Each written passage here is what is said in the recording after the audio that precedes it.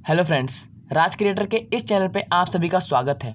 उम्मीद करता हूँ आपने अभी तक हमारा चैनल सब्सक्राइब किया होगा। नहीं किया है तो ज़रूर करें और हाँ, बेल आइकन को प्रेस करना ना भूलें ताकि हमारे वीडियो से रिलेटेड कोई भी नोटिफिकेशन हो तो आपके फ़ोन तक वो सबसे पहले पहुँचे। और हाँ, अगर इस वीडियो को अच्छा लगा आपको ये वीडियो तो उसको लाइक ज़रूर करें और शेयर भी करें। तो इस वीडियो में हम इलेक्ट्रोस्टैटिक्स के दो टॉपिक के ऊपर डिस्कस करने वाले हैं, difference between charge and mass और कूलम्ब्स लॉ। ठीक है, ये दोनों में से एक इंपॉर्टेंट टॉपिक है कूलम्ब्स लॉ। ठीक है, पर डिफरेंस बिटवीन चार्ज और मास के बीच में क्या डिफरेंस है वो भी आपको पता होना चाहिए। क्लास 11th के बच्चे भी इसे देख सकते हैं, क्योंकि जब एटॉमिक स्ट्रक्चर में केमिस्ट्री का चैप्टर नंबर 2 जो एटॉमिक स्ट्रक्चर है उसमें बहुत सारे फॉर्मूलेज होते हैं जिनकी डेरिवेशन करने के लिए आपको दो चार्जेस के बीच के फोर्स को याद करना होता है। तो बेसिकली मेरी सजेशन ये होगी कि आप यहाँ समझ लें उसे, क्योंकि ये ज़्यादा कठिन नहीं है, ये बहुत आसान है। ठीक है, तो चार्ज और मास का डिफरेंस क्या है ये पहले समझते हैं। देखिए, चार्ज जो है, चार्ज में बी पॉजिटिव एंड नेगेटिव क्वांटिटी। जो चार्ज है वो दो तरह की क्वांटिटी हो सकती हैं। आपने दो टाइप्स के चार्ज पढ़े हैं, एक पॉजिटिव और एक नेगेटिव। यानी चार्ज जो है वो दो क्वांटिटी हो सकती हैं, पॉजिटिव और नेगेटिव। पर मास हमेशा से एक पॉजिटिव क्वांटिटी रहा है। क्या आपने कभी ये सुना है कि किसी बॉडी का मास आज -2 kg है? नहीं ना। मास जो है हमेशा एक पॉजिटिव क्वांटिटी है, यानी mass is always positive quantity. ठीक है, जो मास है वो हमेशा एक पॉजिटिव क्वांटिटी रहा है। ठीक है, दूसरा डिफरेंस इनमें, बेसिक डिफरेंस क्या है कि जो चार्ज है, electric charge is always conserved. जो इलेक्ट्रिक चार्ज है वो हमेशा कंजर्व रहता है। उम्मीद करता हूँ आपने अभी तक कंजर्वेशन ऑफ चार्ज का वीडियो जरूर देखा होगा। अगर नहीं देखा तो उसे जरूर देखें ताकि आपको ये पता चले कि जो चार्ज है वो कंजर्व कैसे रहता है। ठीक है, और इसका बेसिक डिफरेंस है कि जो मास है, mass is change with energy. ठीक है, आपने ये क्वेश्चन पढ़ी है, E = mc²। इसका मतलब यही है कि जो एनर्जी है वो मास में चेंज हो सकता है और मास एनर्जी में चेंज हो सकता है। अगर आपने 2 किलो मास जलाया तो वो जल के कहाँ गया? वो जल के एनर्जी के फॉर्म में चला गया। ठीक है, यहाँ पर c वेलोसिटी ऑफ लाइट है, m है मास ऑफ द बॉडी, ठीक है, और E है एनर्जी।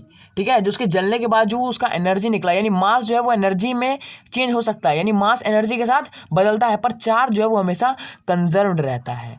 ठीक है, थर्ड पॉइंट हमारा ये है कि जो चार्ज है does not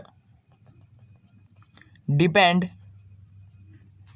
upon the velocity of the object. जो चार्ज है वो ऑब्जेक्ट की वेलोसिटी पर डिपेंड नहीं करता। जो चार्ज है वो ऑब्जेक्ट की वेलोसिटी पर डिपेंड नहीं करता। जैसे कि आपने देखा होगा कि अगर एक इलेक्ट्रॉन मूव करता है तो उसका चार्ज कभी बढ़ते सुना है, या फिर उसका चार्ज कभी घटते सुना है, या फिर उसका कभी चार्ज चेंज होते हुए सुना है? नहीं ना, ऐसा होता ही नहीं है। ठीक है, पर जो मास है, मास के साथ ऐसा होता है। थर्ड डिफरेंस क्या है? मास इज डिपेंड, जो मास है, mass is depend upon the velocity of the object. जो मास है वो ऑब्जेक्ट की वेलोसिटी पर डिपेंड करता है। जैसे जैसे ऑब्जेक्ट की वेलोसिटी बढ़ती है, सच कहें तो उसका मास भी बढ़ता है। तो अगर अभी तक आपने मास कांस्टेंट पढ़ा था क्लास 10th तक, ठीक है, या क्लास 11 तक मास आपने कांस्टेंट पढ़ा था, वो मास रेस्ट मास था। यानी कोई बॉडी अगर रेस्ट पर है तो उसको आप कहीं पर भी लेके जाइए तो उसका मास कांस्टेंट रहेगा। पर यहाँ पर मोशन के दौरान जो मास है उसकी बात हो रही है। अगर एक इलेक्ट्रॉन है वो काफ़ी हाई वेलोसिटी से मूव करता है, आपको पता है 10⁵ मीटर पर सेकेंड, 10⁶ तक जाता है कम से कम। ठीक है, तो जब उसकी इतनी हाई वेलोसिटी है तो जब आप उसका मास मेजर करेंगे मोशन के दौरान तो उसके मास में बहुत ज़्यादा वेरिएशन दिखेगा आपको। एक तरह से ये कहें कि उसका जो मास है वो बढ़ जाएगा पहले के मुकाबले। ठीक है, तो उसका जो पहले के मुकाबले जो मास है वो बढ़ जाएगा। यानी जो मास है वो ऑब्जेक्ट की वेलोसिटी पे डिपेंड करता है, या फिर ये कहें कि ऑब्जेक्ट की वेलोसिटी जैसे जैसे बढ़ती है वैसे वैसे उसका मास भी बढ़ता है। ये हमारे दैनिक जीवन में भी होता है। अगर आपने कार, बाइक, किसी चीज़ को भी देखा है, ठीक है, मोशन के दौरान, तो उसका मास लगभग थोड़ा बढ़ जाता है। ठीक है, उतना हमें डिटेक्ट नहीं होता, पर हाँ सच कहे तो थोड़ा उसमें वेरिएशन होता है। तो मैंने 3 डिफरेंस बताया आपको चार्ज और मास के। इन दोनों में एक सिमिलरिटी भी है। क्या है सिमिलरिटी? देखो, जो चार्ज है charge is a scalar quantity, जो चार्ज है वो एक स्केलर क्वांटिटी है, ठीक है, यानी उसके पास केवल मैग्नीट्यूड है, ओनली मैग्नीट्यूड, मैग्नीट्यूड का मतलब वैल्यू, ओनली उसके पास वैल्यू है, कोई डायरेक्शन नहीं है, ठीक है, नो एनी डायरेक्शन। क्यों, आपने ये कभी पढ़ा है क्या कि जो इलेक्ट्रॉन का चार्ज है वो माइनस का चार्ज है नॉर्थ में, या माइनस का चार्ज है ईस्ट में, ठीक है, नहीं ना। तो यही है कि जो चार्ज है वो एक स्केलर क्वांटिटी है, उसके पास केवल मैग्नीट्यूड है, ठीक है, उसके पास केवल मैग्नीट्यूड है, उसके पास कोई डायरेक्शन नहीं है। और यही खेल मास के साथ भी है। जो मास है इज अ स्केलर क्वांटिटी, मास भी एक स्केलर क्वांटिटी है। क्या आपने ये भी कभी सुना है कि किसी बॉडी का मास 2 kg ईस्ट में या 2 kg वेस्ट में, नहीं ना, तो उसका डायरेक्शन नहीं होता, ठीक है। मास के पास केवल उसका मैग्नीट्यूड होता है, कोई डायरेक्शन नहीं होता। मैग्नीट्यूड का मतलब उसकी केवल वैल्यू होती है, ठीक है, कोई डायरेक्शन उसके साथ एसोसिएटेड नहीं होता। अब हम पढ़ते हैं कूलम्ब्स लॉ, जो एक इंपॉर्टेंट टॉपिक है इलेक्ट्रोस्टैटिक्स का, ठीक है। तो Coulomb's law,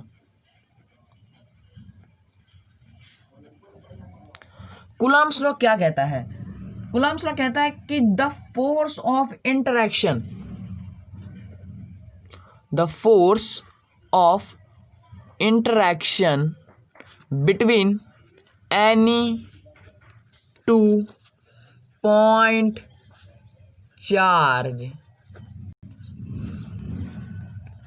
is directly proportional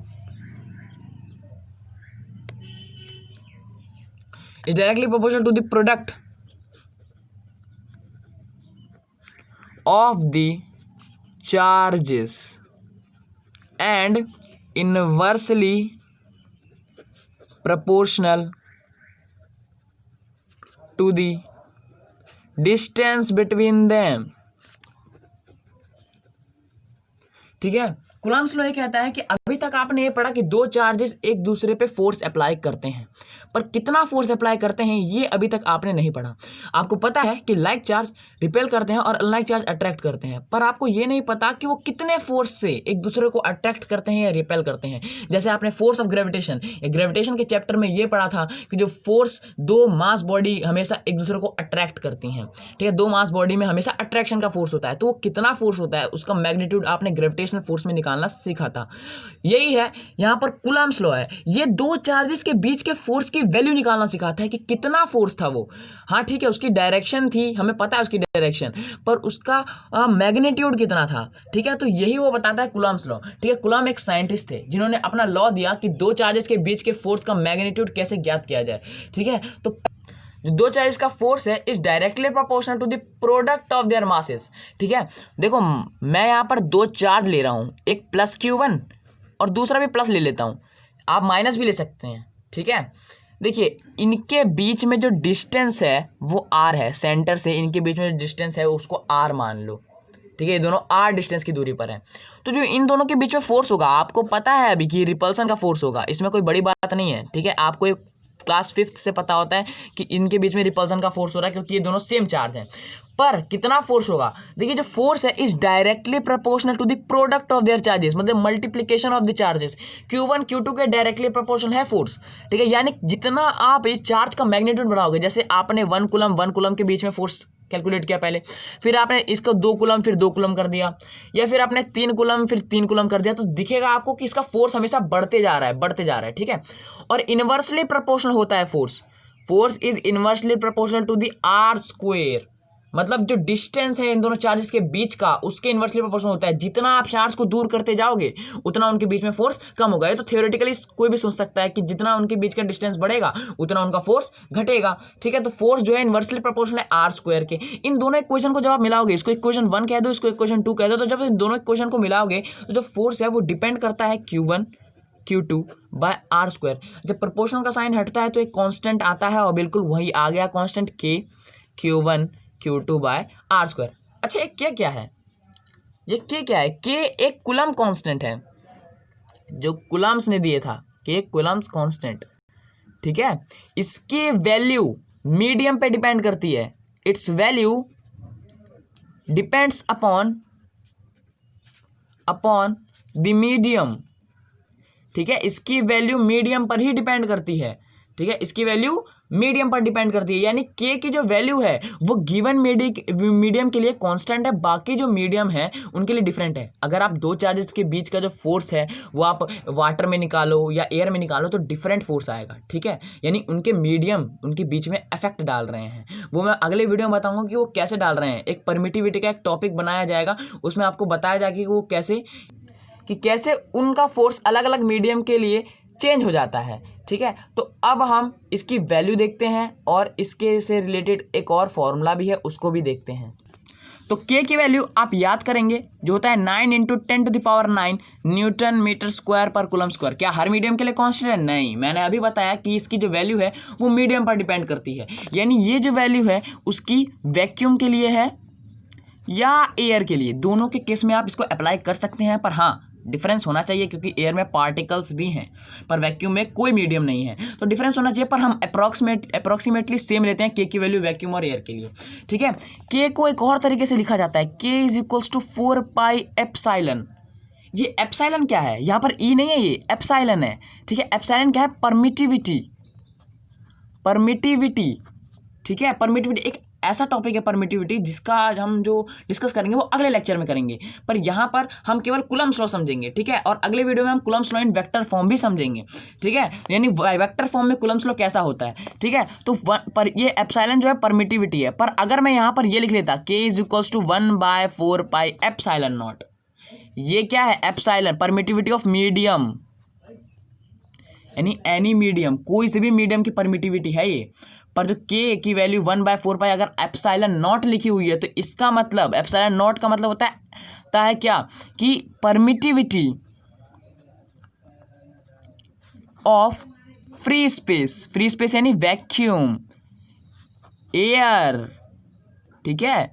इसके लिए ε0 की वैल्यू आपको याद कराई जाती है। इसकी वैल्यू भी मीडियम पर डिपेंड करती है, ठीक है, इसकी वैल्यू भी मीडियम पर डिपेंड करती है, पर इसकी वैल्यू आपको याद कराई जाती है फॉर वैक्यूम एंड एयर। इसकी वैल्यू होती है कितनी? 8.85 × 10⁻⁻12 कूलम स्क्वायर पर न्यूटन मीटर स्क्वायर, ठीक है, पर न्यूटन पर मीटर स्क्वायर, ठीक है।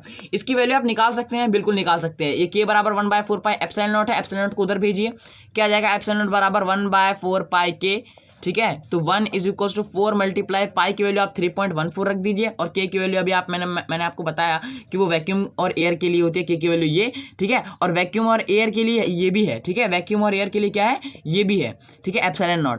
तो इसको जब आप मल्टीप्लाई करेंगे तो क्या आएगा? ये आएगा, आप पूरा का पूरा अगर आप इसको सॉल्व करते हैं तो आता है 8.85 × 10⁻⁻12 कूलम स्क्वायर पर न्यूटन पर मीटर स्क्वायर, ठीक है। तो हमेशा आप इसकी वैल्यू याद रखिए फॉर वैक्यूम और एयर के लिए, तो इसकी वैल्यू आप याद रखिए फॉर वैक्यूम और एयर। मैंने बताया कैसे निकला ये, ठीक है। और ε0 क्या है? परमिटिविटी ऑफ फ्री स्पेस के लिए परमिटिविटी। देखिए परमिटिविटी जो है वो भी मीडियम पर डिपेंड करता है के की वैल्यू की तरह, ठीक है।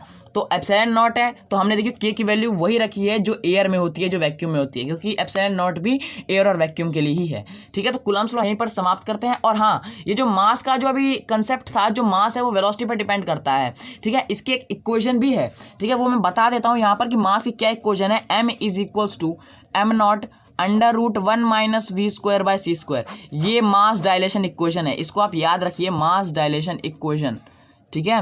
जब आप बेसिस से फिजिक्स करने जाएंगे, ठीक है, तो आपको ये बहुत मिलेगा, मास डायलेशन इक्वेशन। इसमें क्या है? m है mass of moving particle, m0 क्या है? मतलब मोशन के दौरान जो मास है पार्टिकल का वो m0 है rest mass of body, rest mass, जो उसका रेस्ट में क्या मास था। जैसे इलेक्ट्रॉन अगर हम एग्जांपल लेते हैं तो इलेक्ट्रॉन का रेस्ट में क्या मास होता है वो आपको पता होता है, रेस्ट मास, ठीक है। v क्या है? वेलोसिटी ऑफ द इलेक्ट्रॉन, केवल इलेक्ट्रॉन के केस में बता रहा हूँ, आप किसी बॉडी के लिए अप्लाई कर सकते हैं, ठीक है। पर इलेक्ट्रिसिटी में, इलेक्ट्रॉन्स में उसका इफेक्ट ज़्यादा दिखता है क्योंकि उसकी वेलोसिटी बहुत हाई होती है, ठीक है, आम जिंदगी की तरह, ठीक है। तो v जो है वेलोसिटी ऑफ इलेक्ट्रॉन है, c वेलोसिटी ऑफ लाइट है, यानी वेलोसिटी